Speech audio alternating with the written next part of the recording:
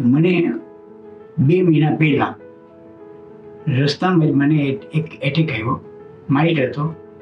ત્યારે અમે હોસ્પિટલમાં તપાસ કરવા ગયા. એ લોકોએ માઇલ્ડ હતો એટલે કે વાંધો નહીં, તમે દવા લ્યો, સારું થઈ જાય તો ઠીક છે. અઠવાડિયા પછી પાછો એક મેજર એટેક આવ્યો. એમાં અમે હોસ્પિટલમાં ગયા, ત્યાં ટ્રાય કરી. પછી એ લોકોએ કીધું કે તમારે એન્જિયોગ્રાફી કરાવવી પડશે. ત્યાં સુધી ખબર નહીં પડે. એન્જિયોગ્રાફી કરાવી. એમાં 2 નળી 90 અને 92% બ્લોકેજ આવ્યા. એક 50 હતી, એટલે 3 કુંડ હતી. એ લોકોનું કહેવું એવું હતું કે આમાં સ્ટેન મૂકવાથી લાંબા ગાળે ફાયદો નહીં રહે, પાછું પરિવાર તમારે કરવું પડશે.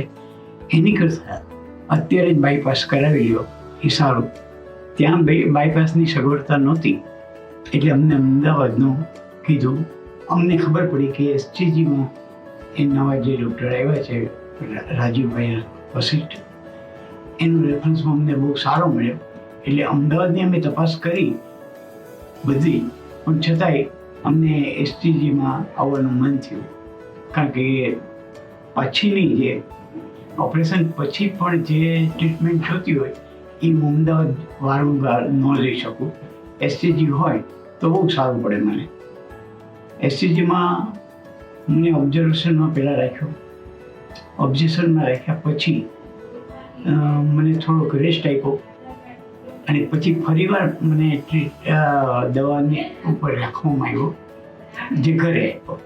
ઘરે અઠવાડિયું રહ્યો, પાછો આવ્યો, અને ત્યાર પછી મારી સર્જરી થઈ. વશિષ્ઠ સાહેબનો જે સ્વભાવ હતો એ હિસાબે અમને એટલો બધો વિશ્વાસ આવી ગયો અહીંયા એસટીજીમાં કે અમને એમ થયું કે નહીં, આ સાહેબ આગળ જ કરાવું. સાહેબે એમ કીધું તો ખરું ચોક્કસ રીતે કે ક્રિટિકલ છે, 82 વર્ષની ઉંમર છે, જરા તકલીફ તો થશે, પણ હું મારી મેક્સિમમ ટ્રાય કરીશ.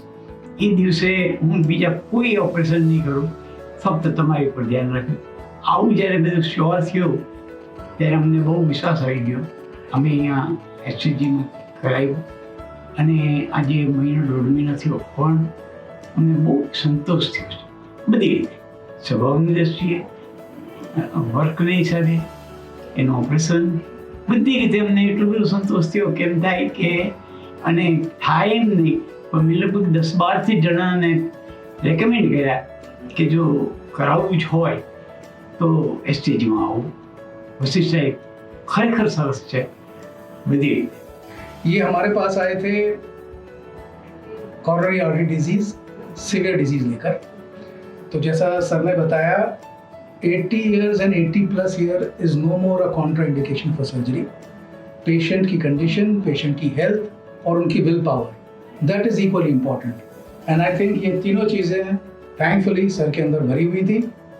सो we discussed his condition, I spoke to him and he was so confident. He said कि don't worry, आप जो भी बोलना है मुझे बोलो. You did not hide anything from me and talk to my family.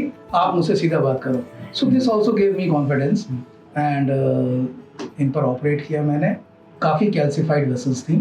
मेरे ख्याल से that was also the reason why angioplasty के बारे में शायद ना सोचा हुआ हो, क्योंकि ऐसे कभी कभी केसेस में एंजियोप्लास्टी करनी डिफिकल्ट हो जाती है. But whatever said and done, I'm happy that sir has come to us.